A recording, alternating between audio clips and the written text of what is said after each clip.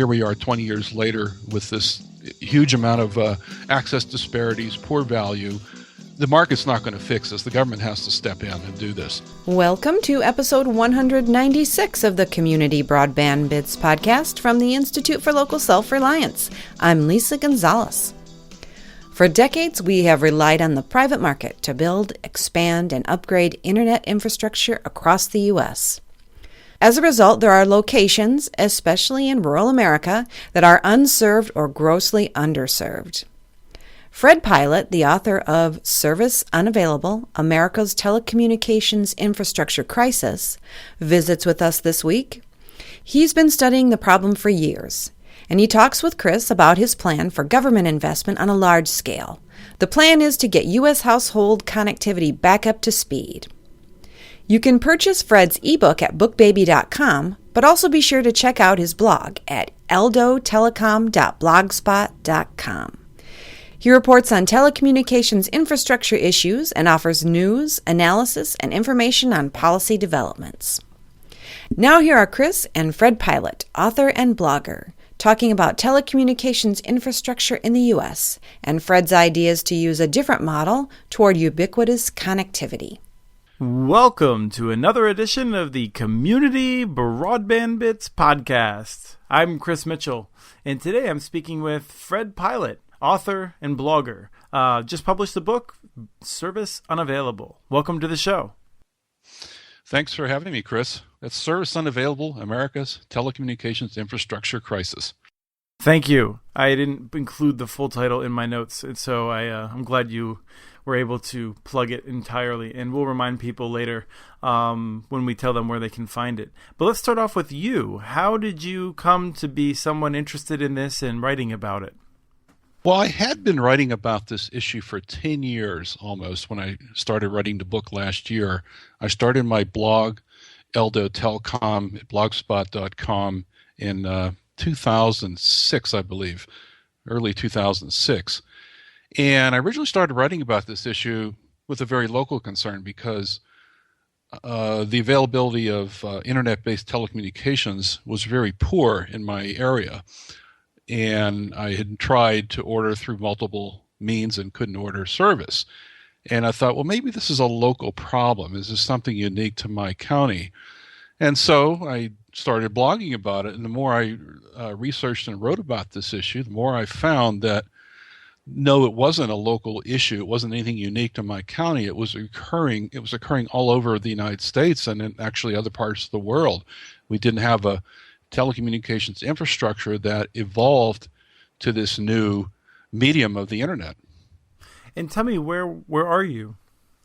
I'm in El Dorado County, California, which is midway between Sacramento and Lake Tahoe in the Sierra Nevada foothills. And that's a pretty rural area. It's quasi-rural. Parts of the county are very rural. I'm in what I would consider a quasi-rural area. Population density is about 400 people per square mile.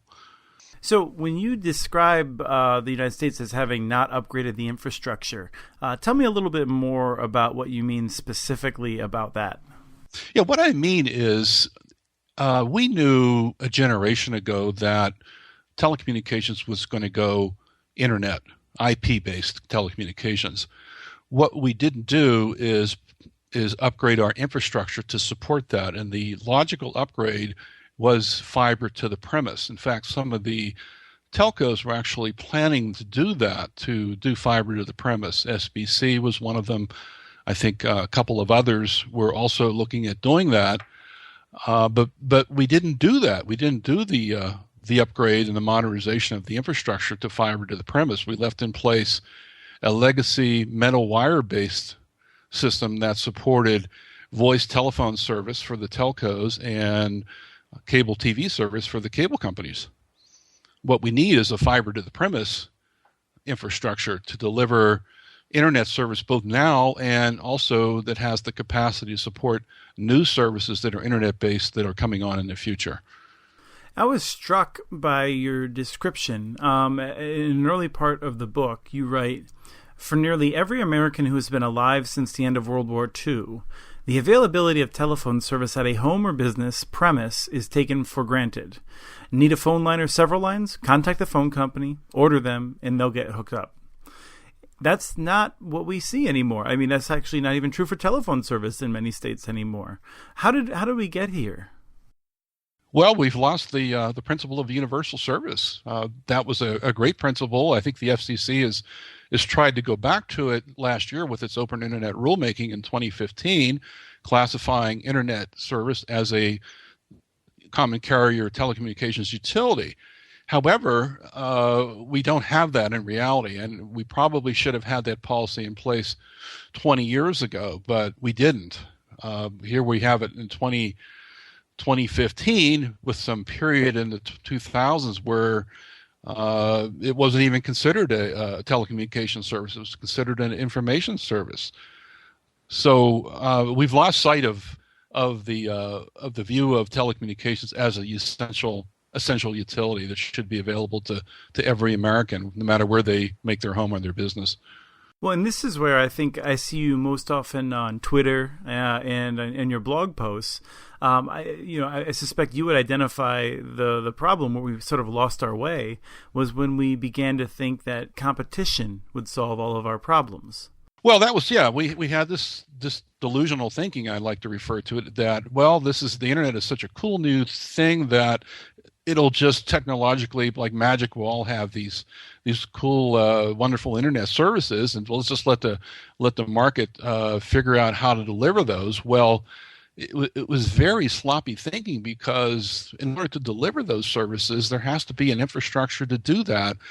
Well, the planning wasn't there. We just kind of thought that, well, we'll just let the market provide the solution. Well, it can't, because it's the cost of the infrastructure is so great that a technological market-based approach isn't going to address that. It has to actually be built. Lots of money has to be invested, and we haven't done that.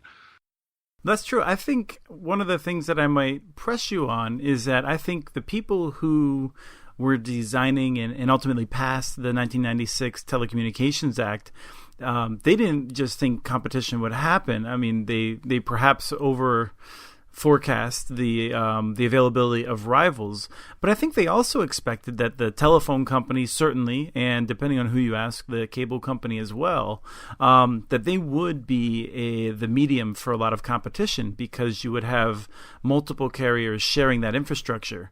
And what I would say is that they did not anticipate the power of the telephone and cable companies to change that by lobbying, by filing court cases, by the revolving door at the FCC. I mean, all of these things that I think you probably know better than me. But am I missing something in thinking of it in those terms? You mean the power of the incumbents in terms of controlling that infrastructure? Yeah, definitely. It's a monopoly infrastructure. They're going to do everything they can to defend that from interlopers as they see them. They don't want anybody on their pipes. As what was the AT&T CEO that referred to them? Edward, forget his last name, but he said, they're going to have to pay to get on our pipes. He didn't want them on there. Yes, and I can't remember his name either, but he was then tapped to help GM.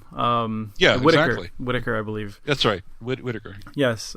Well, I guess when I look at, I want to come back to this, to where we are, but I think your solution ultimately is a fiber to every home with multiple ISPs operating on it. And I think that's what the people who embrace competition envisioned, but they did not recognize the power of the incumbents to prevail and to preserve their monopoly on the wires that already existed. But I could be missing something in that argument. No, I don't think you're missing it. That's exactly what's happened. They've defended that monopolized infrastructure that they have, and it's a natural monopoly. It's one that comes about through just the high cost of having to build it and maintain it. And they figure, well, we're bearing those costs. We don't want to allow others to benefit from that. And plus, we have a vertically integrated model, and that's what's really key here that's been missed, is we've relied on a vertically integrated model whereby the incumbents that own the infrastructure also deliver the services over that. So allowing another provider to deliver services over that infrastructure puts that provider in direct competition with the infrastructure owner, which is it's a policy making flaw. It wasn't really thought through very well. I mean, if the intent was to have open access, it would have had to been a lot more aggressive than what was in the 96 Act with the unbundling. We're in the year 2016 now, 20 years after. Your approach, I think, it had some very interesting features to it. I think there are some people who say, well, let's just have the federal government do it. And I think you're a bit more nuanced in terms of how we should do it. And so can you describe for people how you think we should build this infrastructure today? Well, I think we need to create basically a whole new federal entity, and I propose it as a 501c1 nonprofit that would build and operate the infrastructure as public works, just like we do roads and highways. I think that's the only way we're going to get this universal, because there is no interest on the part of the legacy providers to provide universal service. They use a retail cost minimalized model where they really cherry pick and restrict their deployments of infrastructure. That's not going to change in the current scheme. Our subsidy programs are failures because back when we had effective subsidies, it was just telephone service only. Now the telephone companies can go into a wireless service, which is more profitable. So there's not as much incentive for them to take subsidies for premise wireline connections, landline connections. The cable companies aren't interested in participating in subsidies. So we don't have, this is what we've done historically, is if you have these high cost infrastructure issues, you level the cost out with a subsidy. Well, we don't have an effective subsidy mechanism. So I see this basically as we're at the point now where we've let so much time go by with caused by some of the poor decisions we made starting 20, 25 years ago, that we've now reached a crisis point and we need to take more aggressive action. And that's why I proposed basically a federally run program, and the federal government would basically put it out to bid for operators or builders to build the infrastructure, and also to provide network services and maintenance over that infrastructure on a contract basis with the federal government, basically. But I think the problem we're having now is we're relying too much on just the individual private players to do the job, and I think experience is showing that they can't. They're just basically trying to fill in wherever it's profitable for them. If somebody comes in with an alternative solution like a municipal fiber project, they'll try to sandbag and delay that as much as they can, as we've seen with some of these challenges. For example, on the getting access to the poles. It was in Louisville recently, and I think here in California we've had that problem with Google trying to get on the poles in California, and they can go back in under all the old legacy rules and sandbag them and fight them and litigate it, and it just isn't. We're just not going to get anywhere like that. We're just going to have this battle of attrition and diminishment, and we're not going to advance, and we really need to move forward. We're woefully behind where we should be, and this problem is not going to get any better as time goes on. Well, we are strong fans of cooperatives, although I would say that from my perspective, one of the dangers of a national co-op is that I don't think it would be as effective in both Minnesota, rural California, rural Arizona, rural New England, Appalachians. True. So, that's true. That's a good point. And my plan that I have at the last part of my book, I talk about a regional approach to this, because there are differences in different areas of the country, but with the federal government basically controlling the overall program. But yes, you've got to have some regional distinctions there, because you're right, not every part of the country is going to have the same infrastructure challenges. Right. I mean, I think what you're proposing is the Rural Electrification Administration, which I think goes down as one of the most successful programs in the history of government. Well, yeah, we have to do something, Chris. That's my point. We don't have a plan. We don't have something to move forward with. We just have this constant war of words and propagandizing, and it's getting disgusting, frankly. I mean, I've been following it for years now, and it's just not moving us forward. And we are better than that. We can do better than that. And this problem, as I said, is just not going to get better. It's going to get worse as time goes on. We're 20 years behind where we should be. This really goes back to the Clinton administration. Al Gore may have claimed to have invented the internet. Whether he did or not is another question, but they had the vision to see this coming back then, certainly the Clinton administration, but they didn't put in place the policy to move this forward. And here we are 20 years later with this huge amount of access disparities, poor value. The market's not going to fix this. The government has to step in and do this. I certainly agree that the Clinton administration, I think, and the FCC in the second part of his administration bears a fair amount of blame for how things worked out. I like to remind people that Al Gore did not actually say that. It was an error in reporting, actually, that attached that to him, unfortunately. And there's a lot of people who recognize that he had a very important role to play in terms of getting the internet to where it is. But one of the things that I believe right now is that currently Google has been very important for demonstrating why the legacy cable and telephone companies are not good enough. But I know that you and I share your concern. The kind of Google approach, the market-led approach, is not what we need ultimately to get service to everyone. And I'd like you to tell us a little bit about why. Well, because they're using the as you mentioned, the market-based approach, demand-based approach, and that's not going to get service to everyone. It doesn't have that as a goal. It's an investment-held company. It's got the same investor return needs that the legacy cable company and telephone companies have. Their technology is obviously superior, but the flaw is the business model, and that's a market-based, demand-based model that won't achieve universal service. That's the major problem with it. What if I said it will? It's going to take us a long time, right? It's just going to go to people who can afford to pay first. Well, then I'll qualify that by saying it would take an unacceptably long period of time because we're already behind, well behind where we should be now. Google can't do a crash program. They don't have the resources. Nobody has the resources to do a crash program other than the federal government. That's what I believe we need now because we are so far behind, and we keep seeing day after day this problem just getting worse and worse with not having the infrastructure to deliver adequate internet-based telecommunication services to Americans. One of the things that you touch on that I think other people haven't hit on as well is why it's so essential to get this out, this internet service out to everyone. And I want to read another quote from your book. So you have this quote, I believe comes from the National Information Infrastructure Initiative. I always confuse what NII means. But it says, because information means empowerment, the government has a duty to ensure that all Americans have access to the resources of the information age. And I think that's really powerful. I mean, this isn't just about property values. It's not about economic development. It's about something more important. And tell us why it's so important to have this information available at your house. Well, because the internet, unlike plain telephone service, can deliver a hugely more rich amount of information and communications, and it can do it on a global basis.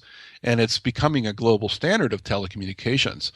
And I think we were seeing that, and I think the Clinton administration had the vision of that back in the early 90s. We just unfortunately didn't have the policies in place to bring that about. But everything as we're seeing is all going to the internet. The internet is being called the greatest disruptor to established institutions and the economy that's ever come along, and that demonstrates the power of it. It's changing entire industries. It's changing education. It's changing healthcare. It's changing. I wrote another book called Last Rush Hour, where I'm predicting in that book that it'll obsolete the rush hour. The idea of having to commute to an office building in order to do your job is now obsolete because everything you need to do your job you can do pretty much through an internet connection. I'm really curious to what extent, before you wrote this book, you put a lot of effort into organizing a co-op and trying to solve this problem locally.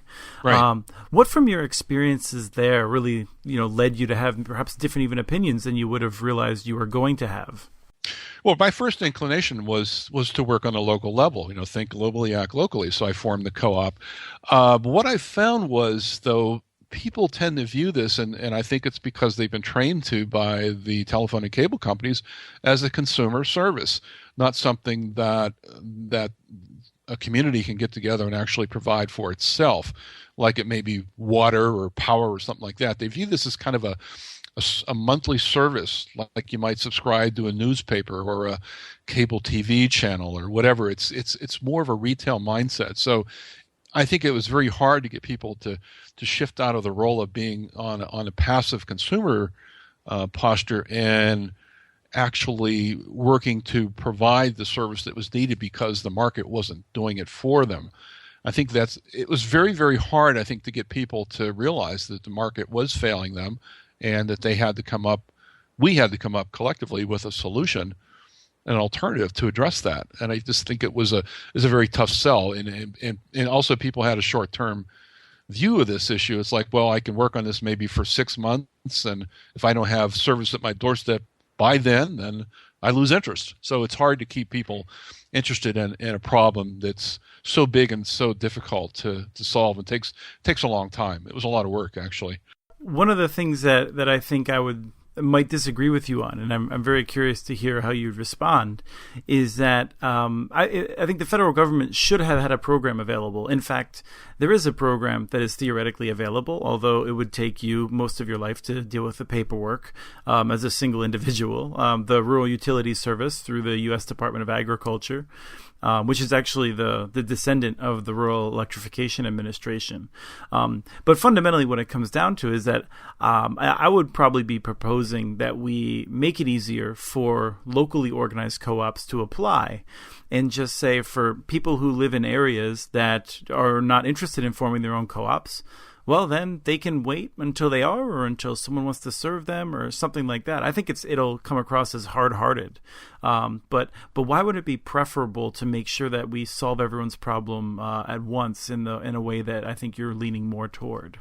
Well, because as I mentioned earlier, I think we've reached a crisis point where we're just these deficiencies have really gotten enormous, and we need a very quick, aggressive approach to dealing with them. I think the co-op through the RUS would just be too incremental. It'd be too slow. It just wouldn't provide a solution within an acceptable period of time that would provide universal fiber to the premise. I just don't see that happening through that model. Sure. Yeah, I readily concede that my approach would take much longer. And I think that is unfortunate. I really wish that more people were organizing previously. And I wish that when people like you took the time and effort to organize, that you didn't find so many doors slammed shut.